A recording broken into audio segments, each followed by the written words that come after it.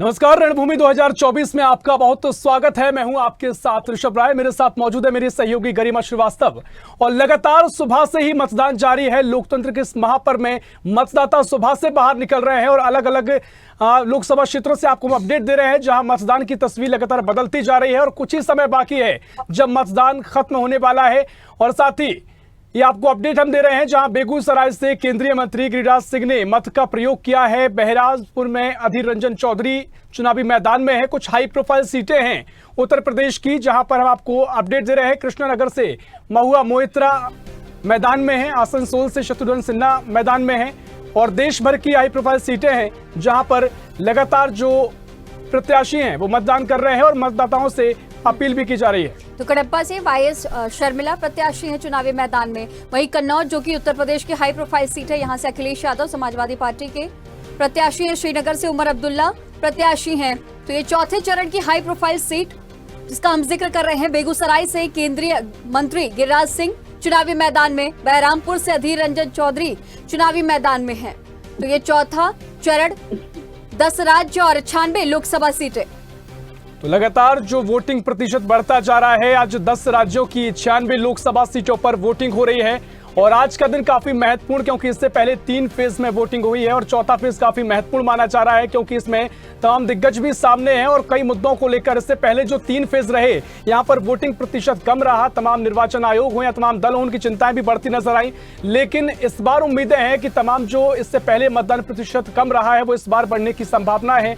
और इसी कड़ी में लगातार जो प्रत्याशी हैं और वो सभी से अपील कर रहे हैं। निर्वाचन आयोग ने व्यवस्थाएं भी की हैं और हम आपको दिखाते हैं इन उत्तर प्रदेश की इन 13 सीटों में कौन कौन से प्रत्याशी जिनमें लड़ाई देखने को मिल रही है।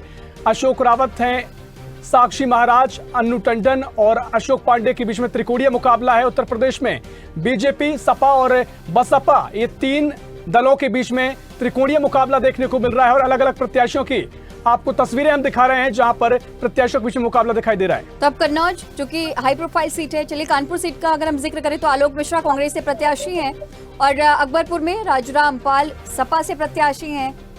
रमेश गौतम बहराइच से सपा से प्रत्याशी, अरविंद गौड़ बीजेपी से प्रत्याशी और शाहजहांपुर से ज्योत्सना गौंड सपा से प्रत्याशी, अरुण कुमार बीजेपी से प्रत्याशी, उत्कर्ष वर्मा खीरी से सपा प्रत्याशी, अजय मिश्र टेनी बीजेपी से प्रत्याशी, आनंद भदौरिया का जिक्र करें धौरहरा सीट की तो सपा प्रत्याशी, रेखा वर्मा बीजेपी की प्रत्याशी हैं। सीतापुर सीट से राकेश राठौर कांग्रेस के प्रत्याशी, राजेश वर्मा बीजेपी के प्रत्याशी हैं। हरदोई सीट उषा वर्मा सपा प्रत्याशी हैं। जयप्रकाश रावत बीजेपी के प्रत्याशी हैं।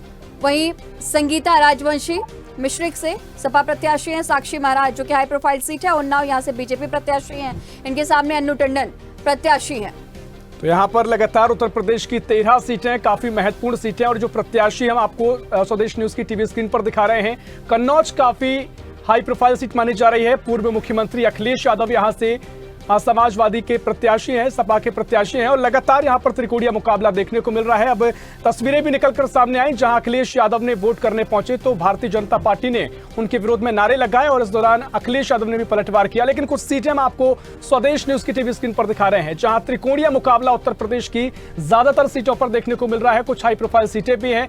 आज यानी चौथे फेज में 13 सीटों पर वोटिंग की जा रही है। 80 लोकसभा सीटें हैं और इससे पहले 3 फेज में मतदान हो चुका है, 3 चरणों में मतदान हो चुका है और काफी महत्वपूर्ण ये चरण जब 13 सीटों पर वोटिंग की जा रही है। इससे पहले लगातार सियासी पारा भी गरमाया हुआ नजर आया। लगातार चुनाव प्रचार में दिग्गजों ने चुनाव प्रचार किया और लोगों में वोट करने की अपील भी की गई और साथ ही बड़ी संख्या में रैलियों में, चुनाव प्रचार में, रोड शो में भीड़ भी नजर आई है। चाहे भारतीय जनता पार्टी हो, समाजवादी पार्टी यानी विपक्षी गठबंधन जिसमें राहुल गांधी और अखिलेश यादव एक साथ कई मौके पर नजर आए हैं और ऐसे में दिलचस्प मुकाबला हो चला है, क्योंकि एक तरफ इंडी गठबंधन है तो एक तरफ भारतीय जनता पार्टी और एनडीए है जो लगातार, बसपा भी चुनाव सभी सीटों पर लड़ती नजर आई है। तो त्रिकोणीय मुकाबला उत्तर प्रदेश में देखने को मिल रहा है।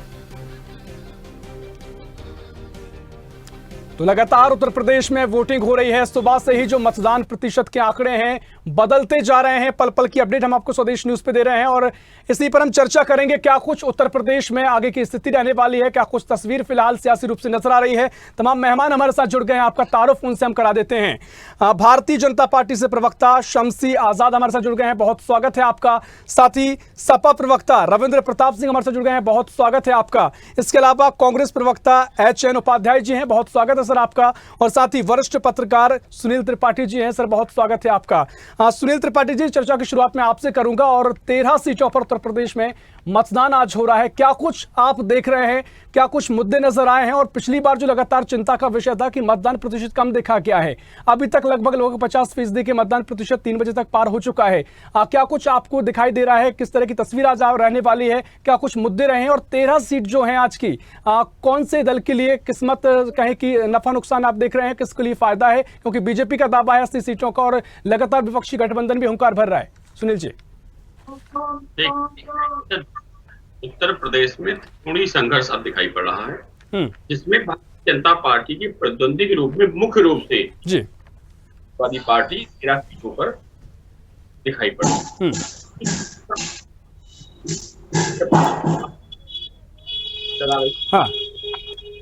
उम्मीद भी है कि हो सकता है कुछ एक आधी सीटें। सुनील जी, आपकी आवाज प्रॉपर नहीं आ पा रही, कोई तकनीकी खामी हो सकती है। हेलो जी जी हेलो जी पहुंच रही, आवाज आ रही है आपकी। आवाज आई मेरी? जी जी, आपकी आवाज पहुंच पा रही सुनील जी। हेलो जी जी सुनील जी, आपकी आवाज पहुंच पा रही है क्या? मेरी आवाज आप तक पहुंच पा रही है सुनील जी? हाँ, आपकी आवाज तो मिल रही है। जी बिल्कुल, आपकी आवाज आ रही है। मेरी आवाज आ रही है आप तक? जी जी, आपकी आवाज पहुंच पा रही है, चर्चा को आगे बढ़ाएं।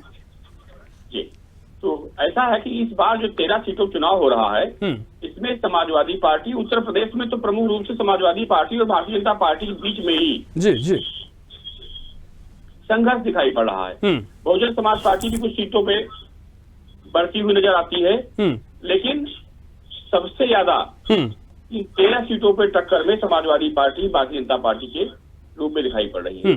चाहे आप सीतापुर में देख लीजिए, वहां भी जो है समाजवादी पार्टी और भारतीय जनता पार्टी के बीच में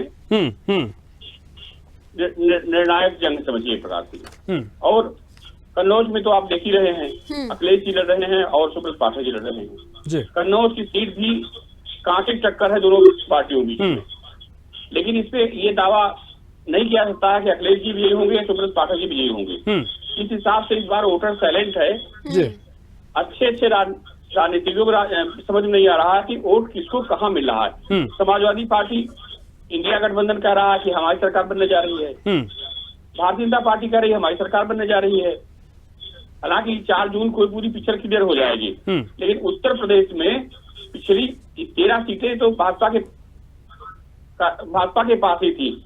वर्तमान में इन सीटों पे टक्कर काफी दिखाई पड़ रही है, जिससे हो सकता है कि मेरा अपना अनुमान है कि 2-3 सीटें भारतीय जनता पार्टी के खेमे से अलग हो जाए। ठीक है, जिससे समाजवादी पार्टी, बहुजन समाज पार्टी भी कब्जा पा सकती है। ठीक है, रविंद्र जी आपका रुख करूंगी कि उत्तर प्रदेश में विपक्षी दल गठबंधन के साथ में, ऐसा पहली बार हालांकि नहीं है कि विपक्षी दल एक साथ गठबंधन में ये चुनाव लड़ रहे हों। कांग्रेस और सपा साथ साथ जीत के तमाम बड़े दावे, युवाओं की गारंटी, न्याय की गारंटी, तमाम चीजों को लेकर के आप लोग जनता के बीच पहुंच रहे हैं। इन सब के बीच ख्वाजा साजिद साहब की एक बड़ी ही मशहूर शायरी है, वो भी मुझे याद आ गई कि कल सियासत में भी मोहब्बत थी और आज मोहब्बत में भी सियासत है। लगातार हम देख रहे हैं कि जो तमाम जो दल हैं वो लेकर के एक दूसरे को लेकर के आरोप प्रत्यारोप भी लगा रहे हैं, लेकिन आप लोगों का जो अलायंस भी बना है, तमाम प्रेस कॉन्फ्रेंस भी हमने देखा कि राहुल गांधी एक तरफ कुछ और कहते हैं और दूसरी तरफ अखिलेश यादव कुछ और कहते हैं, और परिवारवाद के आरोप भी तमाम लगातार लग रहे हैं विपक्षी दल पर। माध्यम से मैं भारत सरकार के कार्यवाहक गृह राज्य मंत्री की निंदा करता हूं कि उन्होंने चुनाव आयोग के निर्देशों का उल्लंघन करते हुए बच्चों के साथ जाके मतदान किया। चुनाव आयोग की निंदा करता हूं कि तत्काल प्रभाव से कार्रवाई करते हुए उन्होंने पीठासीन अधिकारी को निलंबित नहीं किया। फिर 5 जगह से आ रही बहिष्कार का शाहजहांपुर, लखीमपुर, कन्नौज से, तो मैं ऐसे मतदाताओं से अपील करता हूं कि बहिष्कार ना करें। बहिष्कार करने से अच्छा है कि जाके सरकार के खिलाफ मतदान करें। अब आपके प्रश्न पे आते हैं। हमारे यहाँ हमारे पार्टी के कार्यकर्ताओं में, पदाधिकारियों में और जनप्रतिनिधियों के दिमाग में चिप नहीं फिट की जाती है कि जो मोदी बोलेंगे वही बोलेगा। हमारे वहाँ लोकतांत्रिक प्रक्रिया है, जिसका जो मन आता है संवैधानिक दायरे में रह के बोल सकता है, अपना एक्सप्रेशन दे सकता है। तो राहुल गांधी जी तो एक बड़ी पार्टी के सांसद रहे हैं, चेयरमैन भी रह चुके हैं। वो जो बोलते हैं उनकी पार्टी की गाइडलाइन है, हम जो बोलते हैं हमारी पार्टी की गाइडलाइन है। एक कंफ्यूजन लगातार क्रिएट किया जा रहा है कि इन लोगों ने साझा घोषणा पत्र क्यों नहीं जारी किया, कभी भी नहीं जारी होता है। हर पार्टी का अपना घोषणा पत्र होता है। जब सरकार बनती है तो कॉमन मिनिमम प्रोग्राम लाया जाता है। पर शब्दों में भी आपसी तालमेल नजर नहीं आता रविंद्र जी। चलिए तो देख लिया जाएगा। 2004 में आप लोगों ने अलायंस तो चुनाव जीतने के लिए बनाया था ना, एक साथ आए थे।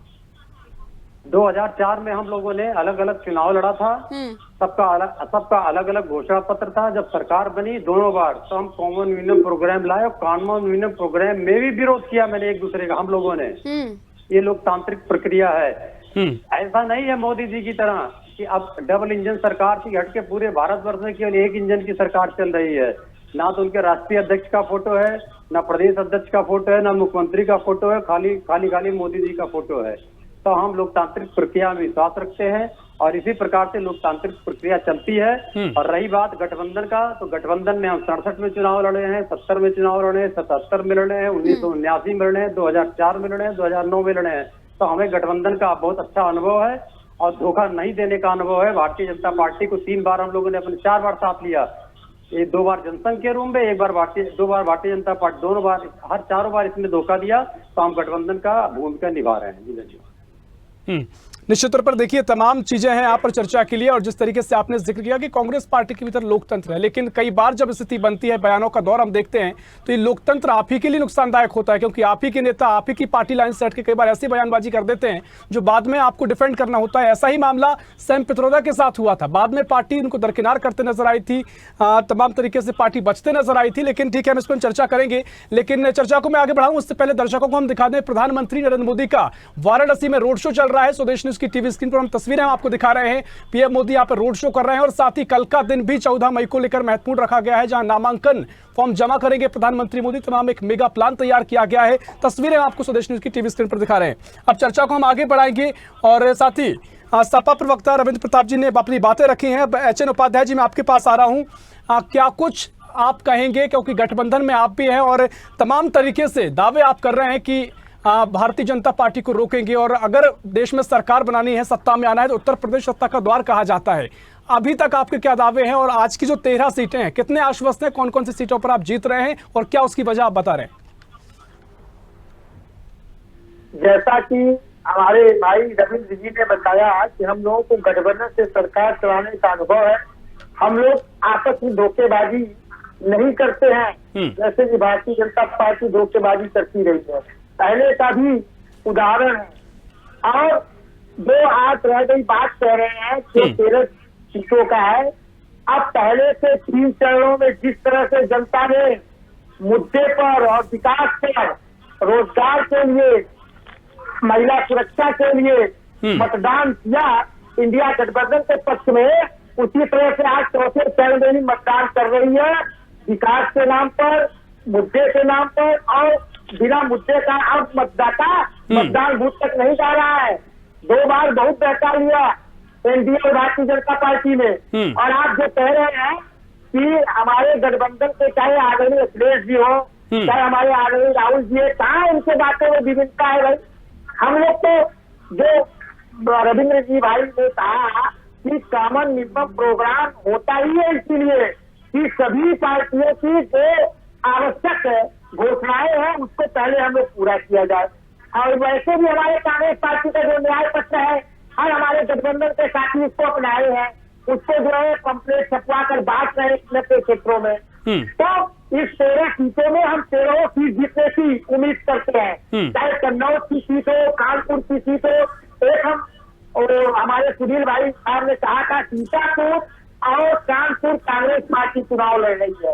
बाकी 11 जगह हमारे घटक समाजवादी पार्टी चुनाव लड़ रही है। सीतापुर में हमारे प्रत्याशी राकेश राठौर जी कांग्रेस पार्टी चुनाव लड़ रहे हैं। ये मैं बताना चाहता हूँ। आदरणीय हमारे भाई सुनील जी ने वहाँ पर समाजवादी पार्टी कह दिया था। चलिए, चाहे कांग्रेस हो चाहे समाजवादी हो, सही है। में आप समाजवादी हो चाहे कांग्रेस जी 13 सीटों में हम 13 सीट जीत रहे हैं। आप बताइए कहाँ से सीट हम हार रहे हैं? हमको 13 सीट आप जीत के तमाम दावे कर रहे हैं उपाध्याय जी।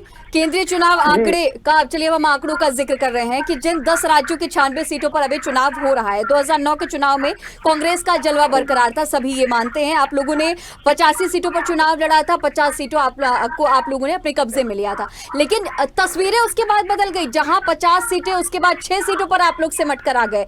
उसके बाद जीत के तमाम दावे करे। हाल ही में विधानसभा चुनाव भी हुआ था कई राज्यों में, हमने वो भी देखा। आप लोग जीत के जहां एक तरफ बड़े बड़े दावे कर रहे थे, दूसरी तरफ जनता ने आप लोगों को नकार दिया। आप लोग मुद्दे पहुंचाने में जनता के बीच कहीं ना कहीं नाकाम भी साबित होते हैं। ठीक है गरिमा जी, इससे पहले हमारे आदरणीय राहुल जी ने हजारों किलोमीटर की यात्रा नहीं की थी। इससे पहले इतना उपाध्याय जी, आपकी यात्रा पे ही आते हैं, आपकी यात्रा पे ही आएंगे। जहां राहुल गांधी पहुंचते थे, अगले दिन ही आपके तमाम जो नेता है बीजेपी में शामिल हो जा रहे थे। और वी.डी. शर्मा, मध्य प्रदेश के प्रदेश अध्यक्ष वी.डी. शर्मा कहते थे कि जहां राहुल गांधी के कदम पड़ते हैं हमारे लिए फायदेमंद साबित होता है। अरे गरिमा जी, हमारे पास ईडी, सीबीआई एक जैसे केंद्रीय संस्थान नहीं है। जिसको जाना हो जाए, आम जनता हमारे साथ है, राहुल जी के साथ आम जनता है। ये लोग तो जो स्वार्थी टाइप के आदमी है, किसी को डरा कर, किसी को धमका कर। आप बताइए, 75 से लेकर ऊपर से भी सीटें इन्होंने बाहर से आए हुए प्रत्याशियों को, चाहे कांग्रेस को हो चाहे अन्य विभिन्न दलों को हो, उनको उन्होंने टिकट दिया है। आप आने की बात कर रहे हैं, भारतीय जनता पार्टी से सांसद और विधायक हमारे पार्टी में नहीं आ रहे हैं।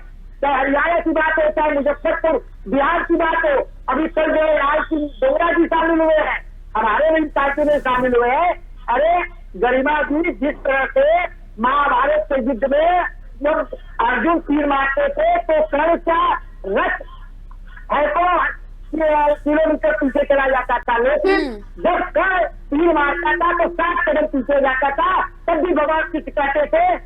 ठीक है, आपने अपने कदम पीछे लिए हैं ताकि आप लंबी छलांग मार सके। देखना महत्वपूर्ण जी। तो हमारे में अगर उनके में 13 लोग जा रहे हैं तो हमारे 5 लोग भी आ रहे हैं, तो हमारा गठबंधन जो मजबूत ज्यादा माना जाए। हाँ ठीक है, आप अपने दावे करिए, आप बिल्कुल निश्चित तौर पर, क्योंकि लोकसभा चुनाव में जब भी आपने इससे पहले भी दावे किए, लोकसभा चुनाव में जो आपके दावे हैं वो जमीनी हकीकत में तब्दील उतने होते हुए नहीं दिखाई देते। विधानसभा चुनाव में फिर भी आपके तमाम समीकरण बनते हैं और चुनौती कई बार देते दिखाई देते हैं। खैर, इस पर एक विस्तृत चर्चा हम करेंगे, लेकिन आपने अपना पक्ष रखा है। मैं चाहूंगा एक पक्ष लगातार शमसी आजाद जी लगातार धैर्यपूर्वक सुन रहे थे, उनके पास चले जाते हैं, उनकी प्रतिक्रिया लेते हैं। शमसी आजाद जी, आप पर देखिए, सपा हो या कांग्रेस हो, जो गठबंधन में 2 लड़कों की जोड़ी कमाल दिखाने की बात कह रहे हैं। एक महत्वपूर्ण सवाल जब दावे पे पूछा जाता है तो ईडी, सीबीआई और तमाम तरह की एजेंसी के दुरुपयोग का लगातार आरोप लगता आया है। अब 13 सीटों पर चुनाव है, अब क्या कुछ आप यहां पर आश्वस्त है? क्योंकि जो सपा से हम देख रहे हैं, उपाध्याय जी कह रहे हैं कि ईडी, सीबीआई का दुरुपयोग है, इसलिए राहुल गांधी सभा करते हैं, राहुल गांधी पैदल यात्रा करते हैं और दूसरी तरफ जो कार्यकर्ताओं पर प्रेशर बनाकर उनको बीजेपी अपने पार्टी में शामिल कराती है। तमाम तरीके से क्या कुछ आप कहेंगे?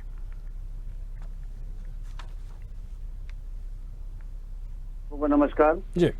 और आज के लोकतंत्र के सबसे बड़े पर्व का जो चौथा चरण हो रहा है 96 सीटों पर, जिसमें 13 सीटें उत्तर प्रदेश की महत्वपूर्ण सीटें और जो कि भारतीय जनता पार्टी के कब्जे में पहले ही थी।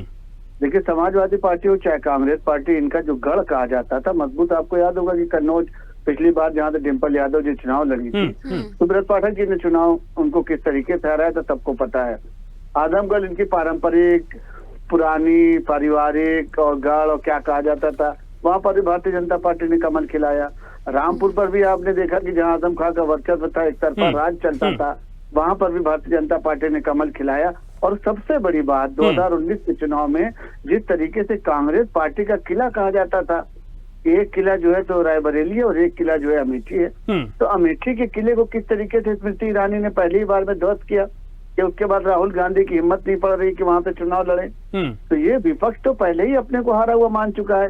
एक तरफ वो है परिवारवाद वाली पार्टी जो अपने परिवार को कहीं आजमगढ़ से लड़ा रही है, कहीं बदायूं से लड़ा रही है, कहीं कन्नौज से लड़ा रही है, कहीं मैनपुरी से लड़ा रही है, सारे के सारे परिवार वाले मजबूत। तो क्या जनता बेवकूफ है? क्या समाजवादी पार्टी के कार्यकर्ता बेवकूफ है कि जहां अखिलेश यादव को लगता है कि हम ही जीत सकते हैं, हमारी बिरादरी का वोट है, वहां पर हमारे परिवार के लोग लड़ेंगे, और बाकी टिकट ऐसे दे दिए पैसा लेकर के जाओ तुम लड़ो और तुम हार जाओ।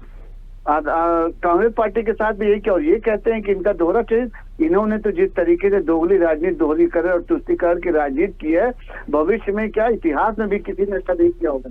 इन्होंने अपने लोग अपने ही गठबंधन के नेता जयंत चौधरी के साथ जो धोखेबाजी की, सबको पता है कि जयंत चौधरी लगातार इनसे सीटें मांगते रहे कि 7 सीटें दे दीजिए, 10 सीटों पर बात हुई, फिर 7 सीटों पर आए, फिर 5 सीटों पर आई, फिर 3 सीटों पर आई, और आखिर में जब उन्होंने अखिलेश यादव ने कहा कि आपको 1 सीट मिलेगी, तब उन्होंने भी अपना राजनीतिक भविष्य तलाश किया। और उसके बाद जब भारतीय जनता पार्टी ने राजनीति भाई किस तरीके से चौधरी चरण सिंह को सम्मान दिया, तो एक तरफ जयंत चौधरी को अपने पाले में लिया है, दूसरी तरफ जो वहाँ किसानों का आंदोलन हो रहा, किसानों के नेता जो भारतीय जनता पार्टी से बगावत करे, सरकार से विरोध करे, तो वो सारे के सारे भारतीय जनता पार्टी के साथ आ गए। कांग्रेस पार्टी के साथ भी यही है। तो धीरे धीरे ये हुआ कि जो लोग भी अपने ही दल से सताए हुए थे, अपने ही गठबंधन दल के लोगों से सताए हुए थे, वो सब के सब भारतीय जनता पार्टी के साथ आ गए। और आज भारतीय जनता पार्टी इस स्थिति में है कि 2 बार प्रधानमंत्री रह चुके हैं, परखे हुए को परखना नहीं होता है। दूसरी तरफ वो चल रहा है, वो विपक्ष है, हॉर्स ट्रेडिंग का आरोप भी लगाते हैं ये लोग खूब आप लोगों पर।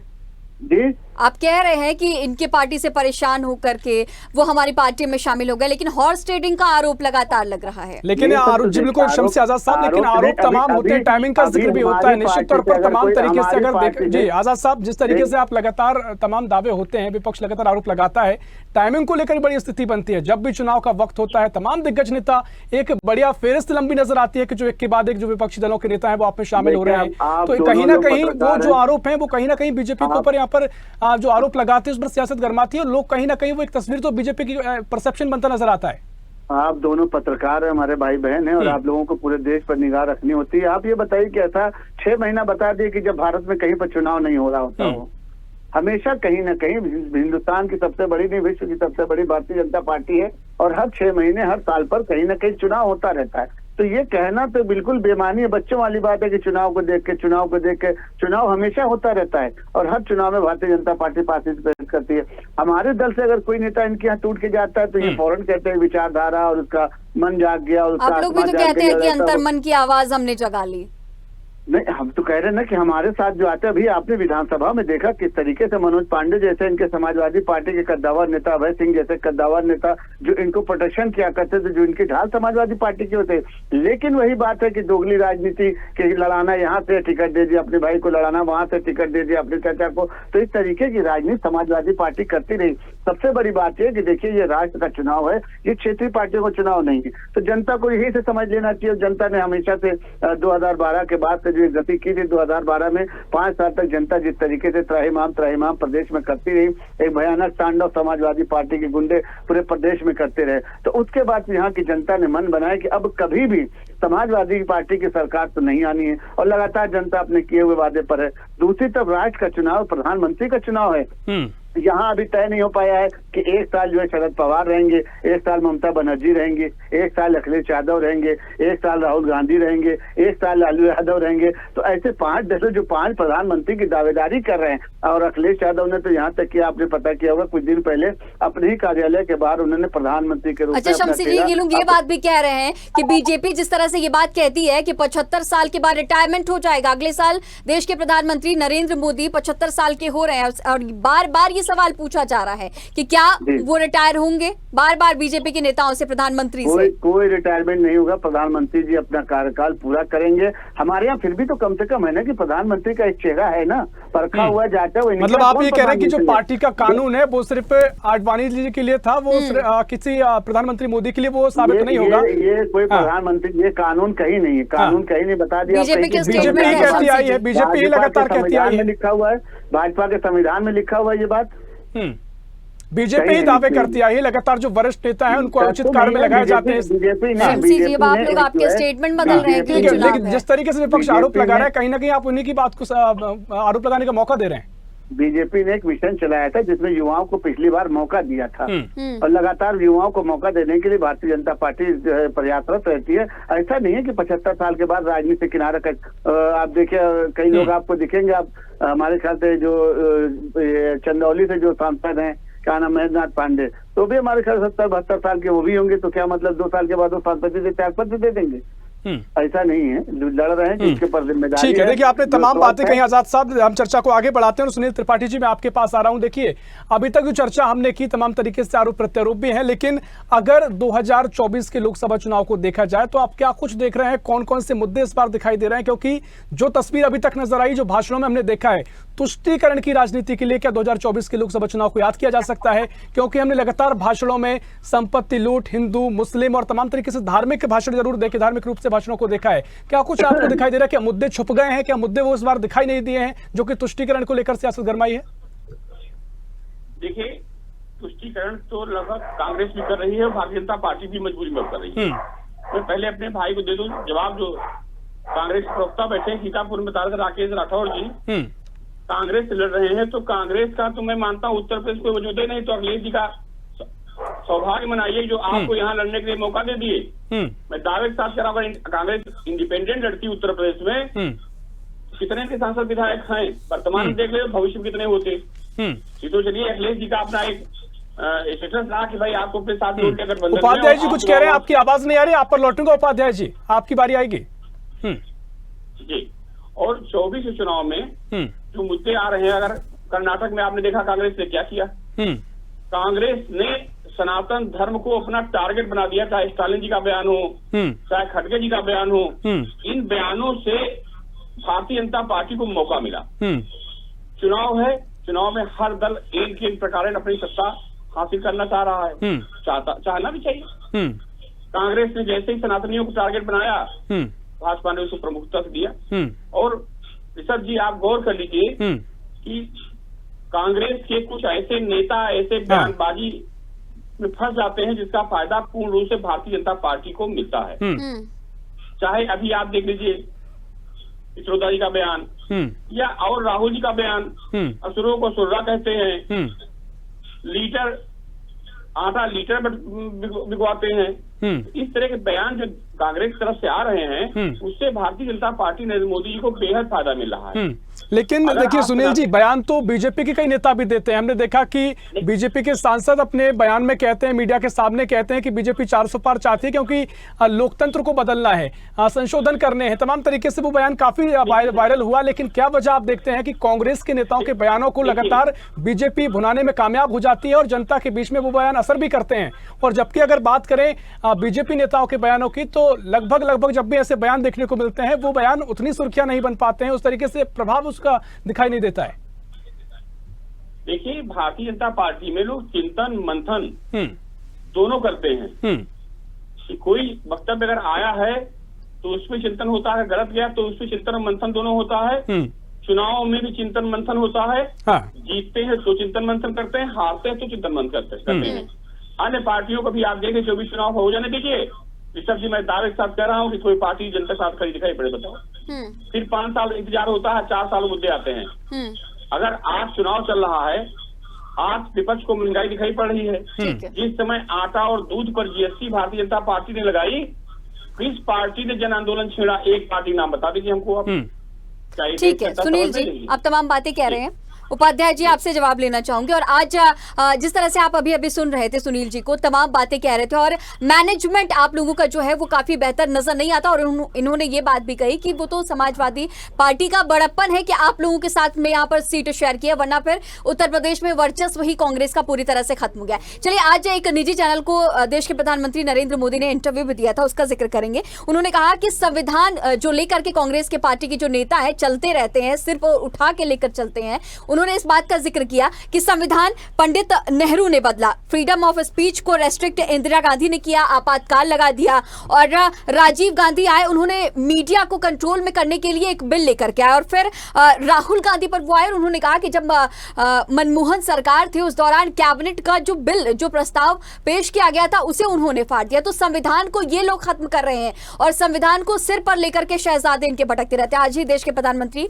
मोदी के ये स्टेटमेंट्स हैं एक इंटरव्यू के दौरान। हमारे मोदी, आदरणीय मोदी जी क्या कह रहे हैं आप देख ही रहे हैं।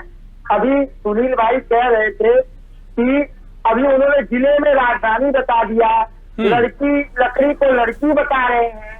बताइए उनकी भाषा कैसी है? लड़की पढ़ाओ लड़की पटाओ की बात कर रहे हैं, बेटी बचाओ बेटी पटाओ की बात करते हैं। तो हमारी पार्टी अब राहुल जी की बात आप करते हैं। हमारा मैनेजमेंट है, तभी ना हम लोग इतने घटक मिलकर जो है उत्साहपूर्वक चुनाव लड़ रहे हैं। चाहे समाजवादी पार्टी हो, चाहे जो है राष्ट्रीय जनता दल हो, चाहे शिवसेना हो, चाहे राष्ट्रवादी कांग्रेस पार्टी, हमारी मैनेजमेंट नहीं है। तभी तो भारतीय जनता पार्टी को जो रही थी कि कब ये लोग अलग हो, कब ये लोग अलग हो। हम लोग आपस में मिल लिए, सीटों का बंटवारा नहीं कर लिए और इनको हराने भी जा रहे हैं। 4 जून को सभी घटक दलों के सहयोग से, जनता के आशीर्वाद से इंडिया गठबंधन की सरकार बनने जा रही है। मैं ये कह रहा हूँ और ये अब इनसे जनता उठ चुकी है। इन्होंने जो वादा किया। अच्छा, पीएम फेस पर भी सवाल खड़े कर रहे थे। पीएम फेस पर भी आपके सवाल खड़े हो रहे थे कि जो विपक्षी गठबंधन बना है 2024 का चुनाव जीतने के लिए, पीएम फेस ही तय नहीं किया अभी तक आप लोगों ने। क्या नहीं किया? पीएम फेस अभी तक आप प्रधानमंत्री लोगों का का तय चेहरा नहीं है। उपाध्याय जी कौन होगा? एक साल केजरीवाल जी रहेंगे, एक साल शरद पवार रहेंगे, एक साल कोई और नेता रहेगा। तमाम तरीके के कहीं ना कहीं वो खिचड़ी में वो स्थिति नजर आती है। तो उसको लेकर तो बीजेपी लगातार कटाक्षेप कर रही है। एनडीए में चिंता करने की जरूरत नहीं है। 2004 में कौन पीएम फेस थे हमारे? 10 साल तक डॉक्टर मनमोहन सिंह ने जी ने सरकार चलाई। लेकिन जब मुकाबले में देखा जाता है तो आपके सामने चुनौती पेश करने के लिए कुछ खास दिखाई नहीं देता है, क्योंकि प्रधानमंत्री मोदी लगातार मजबूत छवि उनकी मानी जाती है। आपके सामने कोई चेहरा नहीं है पूरे गठबंधन का जो आपको नेतृत्व कर सके। ये सही सटीक नहीं बैठ रही है। कभी भी गठबंधन के लोग चेहरा बनाकर चुनाव नहीं लड़े हैं, समझ रहे हैं क्या? तो जब मोदी जी मुख्यमंत्री बने थे गुजरात से, तो चेहरा बने हुए थे। चेहरा क्या आप मुख्यमंत्री बने थे? एक पार्षद से चुनाव नहीं जीते थे। ये बात नहीं सही है। और जब गठबंधन किया है तो हमने चुनाव जीत जाएंगे। उसके बाद अच्छा, लेकिन रार बहुत नजर आई है आपकी। जब सीट शेयरिंग चल रही थी उस दौरान भी हमने देखा कि रार उस टाइम पे भी बहुत नजर आ रहा था। अलग अलग स्टेट्स में हम देख रहे थे सीट शेयर ही नहीं हो पा रही थी और आपकी जीत के तमाम बड़े दावे। अरे गरिमा जी गठबंधन में है, गठबंधन में कुछ जो है जटिलताएं होती है, कुछ बाध्यताएं होती है, इतने विचारधारा है तो पेड़ हो गया ना, चोरी हो गई ना। उपाध्याय जी, आज की खबर है कि पश्चिम बंगाल में कांग्रेस ने टीएमसी पर आरोप लगाया है कि चुनाव प्रभावित किया जा रहा था। तो ऐसे में तो आप ही गठबंधन का जिक्र कर रहे हैं, तो वो गठबंधन जो आपका एकजुट दिखाई देना चाहिए वो अलग अलग राज्यों में गठबंधन दिखाई नहीं देता है। गठबंधन अगर आप कह रहे हैं पीएम चेहरा नहीं है, गठबंधन है, तो अलग अलग राज्यों में तो वो स्थिति साफ अभी आपने देखा आम आदमी पार्टी और आपके बीच में बड़ी मुश्किल से समझौता हुआ, कई राज्यों में आनाकानी चल रही थी। ये रिश्वत जी अभी आंध्र प्रदेश में गठबंधन कर रहे हैं, ये लोगों ने वहाँ मोदी जी का चेहरा नहीं दिखाई दे रहा। उड़ीसा में गठबंधन कर रहे थे, टूट गया बीजू जनता दल से। ये बात करते हैं, गठबंधन की बात करते हैं और हमारी गठबंधन मजबूत है। और चाहे ममता बनर्जी हो, चाहे आम आदमी पार्टी तो है गठबंधन, दिल्ली में वाले पंजाब में नहीं है उस स्ट्रेटजी के तहत। वो सब चुनाव जीतने के बाद एक दूसरे की समान विचारधारा है। इंडिया गठबंधन के ही सभी लोग अंग हैं, उसकी आप चिंता नहीं करिए। हमारा गठबंधन मजबूत है, हम सरकार बनाने जा रहे हैं सभी घटक दलों के साथ। ठीक है, रविंद्र प्रताप जी आपके पास आऊंगा। देखिए, जिस तरीके से उपाध्याय जी दावा कर रहे हैं गठबंधन की सरकार बन रही है, समाजवादी पार्टी भी उत्तर प्रदेश में जब सीट शेयरिंग हो रही थी लगातार इस बात को लेकर चर्चाएं थी कि समझौता नहीं बन पा रहा है, आप उतनी सीटें उनको नहीं देना चाह रहे हैं, क्योंकि जो बीजेपी ने आरोप लगाया कि आपने जो सीटें कांग्रेस को दी हैं वो पहले से ही आप उनमें हारे हुए साबित हो गए हैं। तो कहीं ना कहीं वो दावा, उसका आधार क्या आप बताएंगे जो दावा आप कर रहे हैं? जितनी बातें आपने कही, ये घटना घट चुकी है, इसका कोई औचित्य नहीं है। और अगर इस पर प्रश्न उठाया जा रहा है तो हम तो बिल्कुल, देखिए आज तो मतदान हो रहा है, लेकिन चर्चा भी जरूरी है, क्योंकि मतदान आज तो किस्मत कैदी हो रही है, बाकी सीटों पर फिर चर्चा होगी, फिर मतदान होगा। लेकिन अभी तक जो हुआ है स्थिति, उसी के आधार पर आकलन होगा। जो घटना घटित हो गई तो उसके आगे औचित्य नहीं है। अब दूसरे विषय पे आते हैं जो आपने कहा। हम गठबंधन हैं और लोकतांत्रिक गठबंधन है, तो आपने एक शब्द यूज किया रार, तो रार दिखाई भी पड़ेगी। हम नरेंद्र मोदी के अंतर्गत तानाशाही गठबंधन नहीं है, गठबंधन भी नहीं है। वहाँ तो ना तो भारतीय जनता पार्टी है ना तो एनडीए है, खाली नरेंद्र मोदी हैं। कौन विरोध करेगा? तीसरा, नरेंद्र मोदी जी ने तो एक बहुत विचित्र सब्जेक्ट से पीजी किया हुआ है, एंटायर पॉलिटिकल साइंस से। तो उसमें शायद उनको पढ़ाया नहीं गया कि भारत की लोकतांत्रिक प्रक्रिया में प्रधानमंत्री का चुनाव नहीं होता है और चुनाव से पहले प्रधानमंत्री चुने जाने का कोई भी विकल्प उपलब्ध नहीं है भारतीय संविधान में। तो नरेंद्र मोदी जी को उनको इंटायर पॉलिटिकल साइंस उनका मुबारक। हमारी प्रक्रिया है, हम चुन के आएंगे, जो हमारा नेता सदन बनेगा वही हमारा प्रधानमंत्री बन जाएगा, यही भारत का कानून कहता है। अब नरेंद्र मोदी जी को अगर पुतिन बनना है, इसको चीन बनाना है, इसको उत्तरी कोरिया बनाना है, तो उनको मुबारक। आपकी जनता उनको उतार के बता देगी क्या बनाना है भारत को। जो भारत था वही भारत बनेगा और ऐसे तत्व को अब तो शायद दोबारा भारत कभी मौका ही ना दे। तमाम बातें आप कह रहे हैं। मणिशंकर अय्यर के हाल ही में जो बयान थे उसको लेकर के भी सियासत गर्मा गई। दूसरी तरफ आज जो उत्तर प्रदेश के मुख्यमंत्री हैं वो भी ये बात कह रहे थे कि जो 80 करोड़ लोग हैं वो मुफ्त राशन ले रहे हैं, पाकिस्तान में 1 किलो आटे के लिए मारपीट है और ये लोग लगातार पाकिस्तान का गुणगान गा रहे हैं। तो ऐसे में पाकिस्तान ही चले जाइए, यूपी के सीएम ने कहा। उत्तर प्रदेश के सीएम को उनको ना तो चुनाव से मतलब है ना कि उनको अपनी सीट से मतलब है कि किसी तरीके से हमारा सीएम पद बरकरार हो जाए। यही मुख्यमंत्री हैं जिन्होंने बजरंगबली को दलित कर दिया था। इसी मुख्यमंत्री के कैबिनेट में एक राक्षस मंत्री है जिसने प्रभु श्री राम को अवैध संतान कह दिया था। इसी मुख्यमंत्री के नेतृत्व में दिनेश शर्मा ने माता जानकी को टेस्ट ट्यूब बेबी कह दिया था।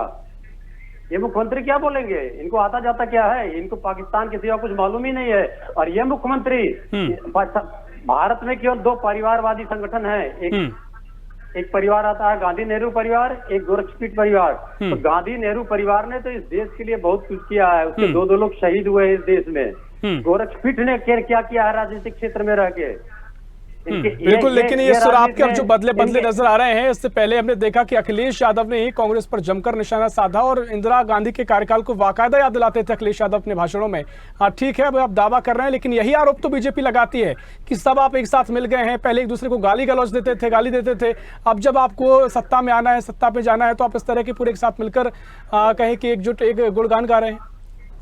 सबसे पहले हम हाफ पैंट पहन के घूमा करते थे, तो आज भी हाफ पैंट पहन के घूमे क्या? अगर इतना समझदारी नरेंद्र मोदी में और योगी आदित्यनाथ में नहीं है तो वही हाफ पैंट पहन के घूमना शुरू कर दें। तो हमारा जो मतलब है, आज हम मैच्योरिटी के स्टेज में, आज मैच्योरिटी की बात करेंगे।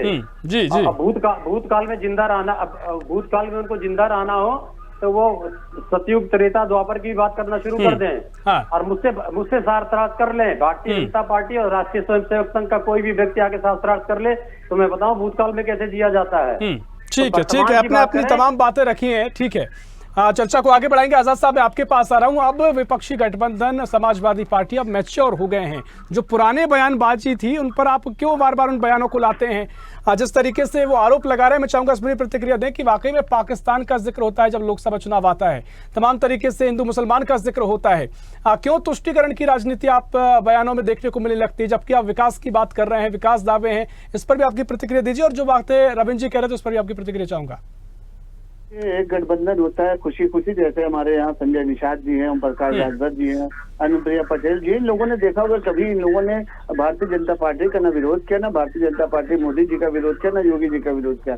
दूसरी तरफ आप देखेंगे वो गठबंधन है जो अभी कुछ दिन पहले सिर्फ 1 सीट उसी से जीती थी, और आज भी अखिलेश यादव और राहुल गांधी की विचारधारा को अगर देखा जाए तो अखिलेश यादव पीडीए कह रहे हैं और राहुल गांधी इंडिया गठबंधन कह रहे हैं। तो एक ही मंच पर रहकर हमेशा क्या प्रेस कॉन्फ्रेंस गाजियाबाद में होती संयुक्त पहली बार, उसमें भी यही हुआ था कि अखिलेश यादव पीडीए कह रहे थे, राहुल गांधी इंडिया गठबंधन कह रहे थे। और यही हर जगह पर हो रहा है, जहाँ पर भी मंच साझा हो रहा है, दोनों लोग का यही चल रहा है कि वो पीडीए कह रहे हैं, वो इंडिया कह रहे हैं। बहरहाल दोनों की विचारधारा एक है और दोनों को जनता ने पूरी तरीके से नकार दिया है। कहीं पर भी इनका नामो निशान नहीं है।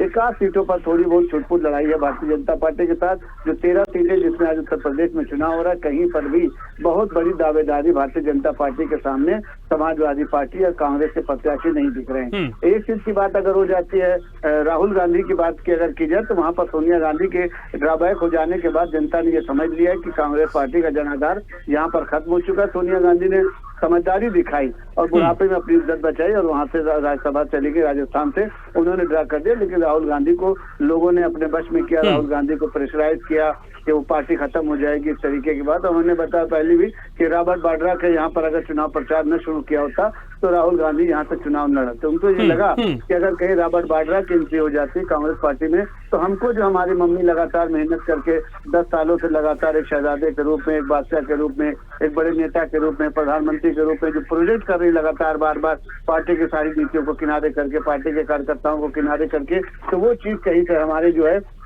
जिसकी उम्मीद लगाएं कहीं उस पर रॉबर्ट वाड्रा ना तो जो कब्जा कर लें। तो इस वजह से उन्होंने आनंद फैसला लिया कि हमको यहाँ से लड़ना है और रॉबर्ट वाड्रा को पीछे करने के लिए सिर्फ इस वजह से। और यहाँ पर उनका जनाधार कहीं नहीं दिख रहा है। किशोरी लाल शर्मा को भी इसीलिए उन्होंने डमी कैंडिडेट के तौर पर उतारा है कि कल को अगर स्मृति ईरानी वहाँ 5 से 6 लाख वोटों से जीते तो कहने को रह जाएगा कि भाई हमको जो है जल्दी जल्दी में कैंडिडेट नहीं मिल पाया। शमसी जी, ये लोग धर्म के नाम पर वोट बटोरने की राजनीति आपकी पार्टी को लेकर के कहते हैं बार बार, इस बात का भी जिक्र करिएगा। देखिए गरिमा जी, ये समाजवादी पार्टी है, ये बहुजन समाज पार्टी है, कांग्रेस पार्टी है, हमारे ऊपर आरोप के अलावा ये लगा क्या सकते हैं? सत्ता में आ नहीं सकते हैं तो तरह तरह के वादे करते हैं सत्ता में आने के लिए कि हम 1 लाख रुपए में सालाना। शमसी जी, पर आप डिनाई नहीं कर सकते हैं तमाम जो भाषण है आप लोगों के नेताओं के, हमने देखा बिना धर्म के नाम पर, जबकि चुनाव आयोग ने प्रेस कॉन्फ्रेंस के दौरान ये बात साफ कही थी कि धर्म के नाम पर वोट बटोरने की राजनीति ना की जाए। और अब देश के प्रधानमंत्री नरेंद्र मोदी को नोटिस भी जारी किया गया, राहुल गांधी को भी।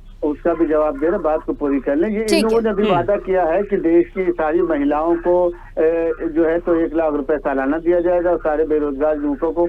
तो देश की आधी आबादी से ज्यादा ये कहाँ से पैसा ला कर दे देंगे? इनके पास कहीं से इन्होंने आंकड़ा बताया कि हम पैसा कहाँ से लाएंगे जो इतना पैसा जो है जनता को देंगे।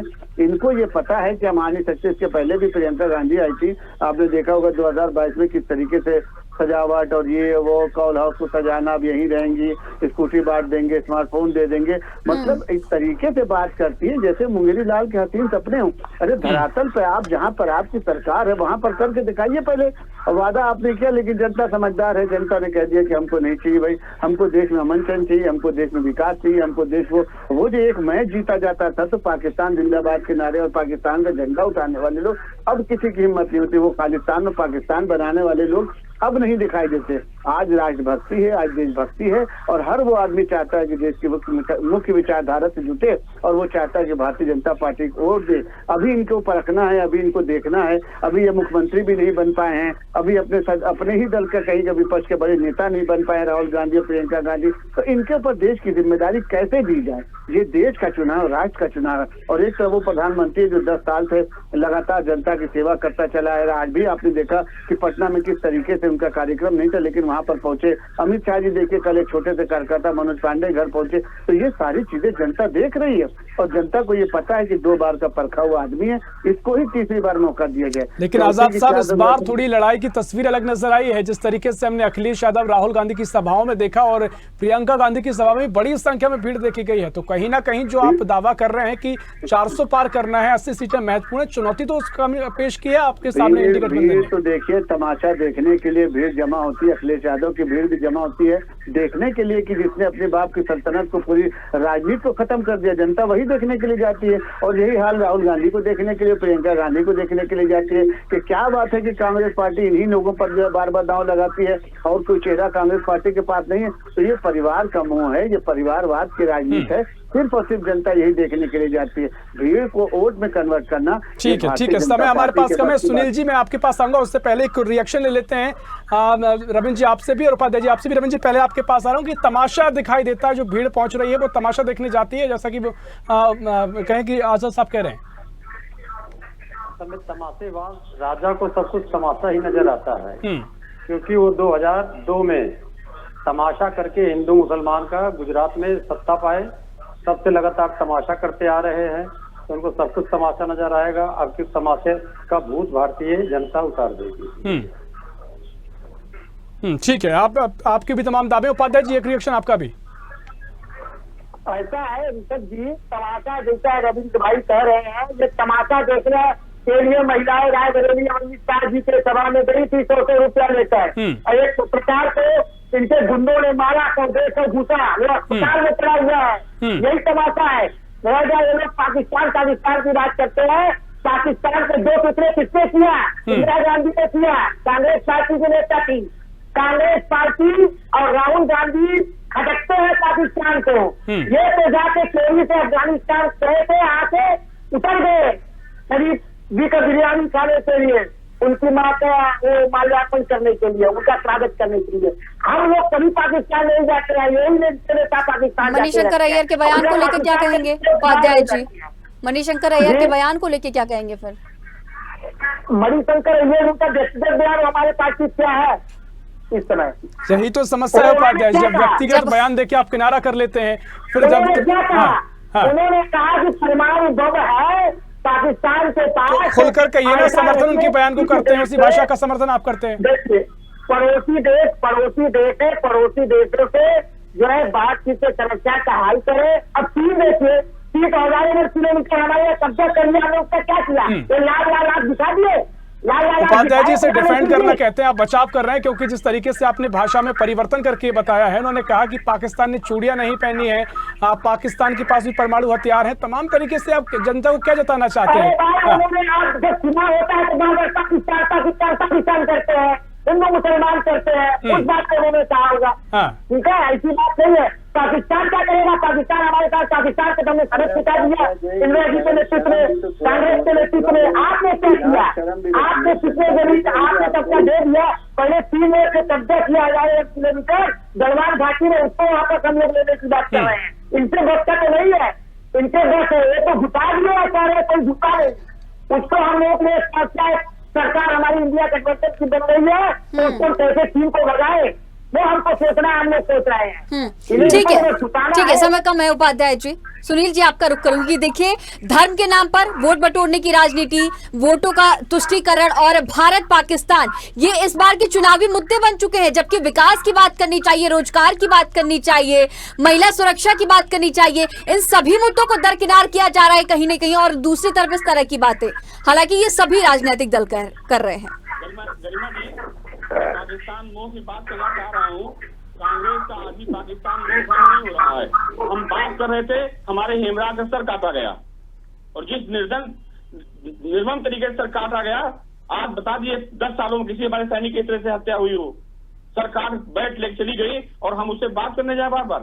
ये कांग्रेस की दोहरी नीति है, एक तरफ हम बात करें और एक तरफ अपने फौजियों को हम सर कटाएं। और धर्म की बात आप कर रही हैं, तो समाजवादी पार्टी में भी स्वामी साहब मौर्य जी गए थे, उन्होंने वर्ग विशेष को खुश करने के लिए जिस तरह से सनातनियों को गाली बकी, उससे समाजवादी पार्टी को कितना नुकसान हुआ है 4 जून को पता चल जाएगा।